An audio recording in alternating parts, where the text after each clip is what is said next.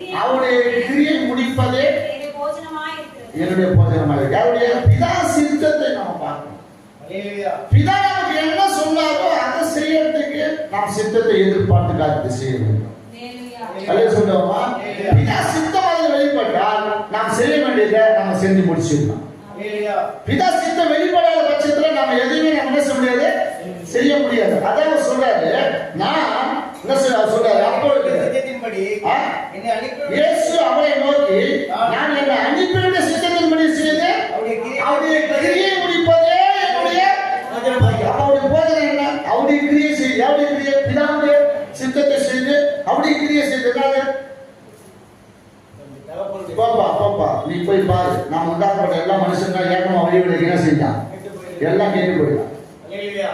எல்லாம் வழிவிடைக்காம கெட்டு போயிடலாம். நீ போ, அவன் கெட்டு போகாதபடி அவன் நித்திய ஜீவனை அனுப்பி அவனுக்கு அன்பு கொண்டு அவனுக்கு என்ன செய்ய ஜீவனை கொடுக்குவோம், அவன் வாழ்வு அடைவான், அவன் பாவம் மன்னிப்பு அடைவான், அவனை ரட்சிக்க உலகத்துக்கு நீ போன்ற உலகத்தில் அவன் அனுப்பினார். அப்ப அவர் பிதா என்ன சொன்னாரோ அதை செய்து, அதை கிரியை செய்து முடிப்பதுதான், அவருடைய சித்தத்தை செய்து முடிப்பதுதான் யாருடைய பிரியமானவர்கள காரியமானது, இயேசு சுய வேலையா இருந்தது. அதுதான் எனக்கு போஜனமாக இருக்கிறது. அப்ப நீங்கள் நாம் யாரா இருக்கணும், நாம ரட்சிக்கப்பட்ட, நாம இயேசுவை ஏற்றுக்கொண்டு ரட்சிக்கப்பட்டு அலையில சொல்லுவோமா, பசுத்தாவி பெற்று அபிஷேகம் பெற்றிருக்கிறோம். அப்ப நம்முடைய வேலை என்ன இருக்கணும், நாமளும் அவரை போல 4 பேருக்கு என்ன செய்யணும், சுவிசேஷங்களை சொல்லணும். நமக்கு கேட்ட சந்தோஷத்தை, நமக்கு கிடைத்த அற்புதத்தை, நமக்கு கேட்ட ஆசீர்வாதத்தை 4 பேருக்கு என்ன செய்ய போய் சொல்லணும். நான் இப்படி இருந்தேன் எதையும் சொல்ல தேவையில்லை. இயேசு நல்லவர், இயேசு வல்லவர், இயேசு போதுமானவர், இயேசு கர்த்தாதி கர்த்தர், இயேசு தேவாதி தேவன், இதெல்லாம் சொல்லிட்டே இருக்கிறேன். தேவன் வாழ்க்கையில் நடந்ததை அப்படியே சொல்லு. அதான் சுவிசேஷம். நான் இப்படி இருந்தேன் இயேசு இப்படி என்ன செய்ய மாத்தினா விடுதலையாக்குறா.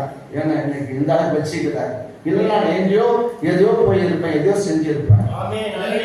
அவங்க இதை போய் சொல்லுங்க, அது ஒரு வார்த்தை சொன்னாலே போதும். அதே சொல்லுவாங்க. அப்ப பிதாவுடைய சித்தம் என்ன, குமாரன் உலகத்தை அனுப்புவத காரணம் என்ன, அவருடைய சித்தத்தை செய்து முடிப்பது, அவருடைய கிரியை செய்து முடிப்பதுதான் குமாரனாக இயேசு கிறிஸ்துவுடைய போஜனமாகவும் இருந்தது. அலையிலையா சொல்லுவாங்க. பயங்கரமா அவன் என்ன செய்யறான், அந்த சத்தத்தை கேட்ட உடனே, அந்த குரலை கேட்ட உடனே அவன் பயந்து நடுங்கிறான். பயந்து என்ன சொல்ற, ஆண்டவே நான் என்ன செய்ய நீ யாரு என்று கேட்கிறான். நீர ஒளியின் மேல் உதைப்பது உனக்கு கடினமா இல்லையா? நீ எந்த ஜனங்களை அழிக்க வேண்டும் என்று ஓடுகிற அந்த ஜனங்களுக்கு ஜீவனை கொடுத்த நான் தான் நசனா இயேசுன்னு சொன்னார். இயேசுன்னு சொன்ன உடனே அவனுடைய கண்கள் என்ன செஞ்சு கொடுத்தேன்.